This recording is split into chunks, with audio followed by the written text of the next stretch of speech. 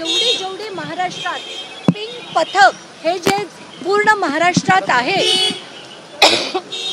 Pink पथकांमध्ये महिलांचा सहभाग नाही आहे, अगदी तालुक्या लेवलवर नाही आहे, हे मला मुद्दाम मांडायचं होतं.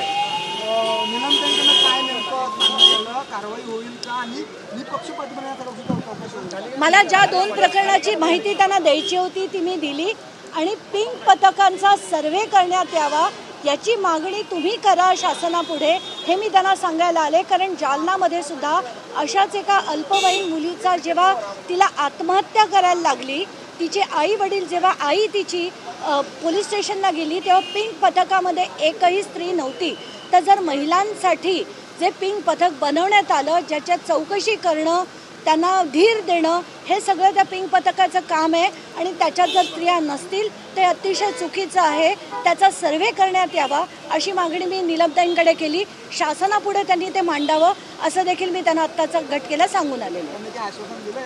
त्यांनी आश्वासन दिलं की ते शासनाकडे नक्कीच ती मागणी करतील. पण माझा जो संताप होता तो धनंजय मुंडे ज्यांच्यावरती अत्याचाराची केस असताना त्यांनी असं बोलावं आणि त्यांनी मागणी करावी हे माझ्या बुद्धीला पटत नव्हतं. म्हणून त्या रागातनं मला त्यांना तेही सांगायचं होतं. आता ते मांडतील की नाही मला माहीत नाही, कारण त्या युतीत आहेत. पण मला संताप झाला मला की कुठच्याही परिस्थितीत धनंजय मुंडेसारख्या व्यक्तीला तो अधिकारच नाही.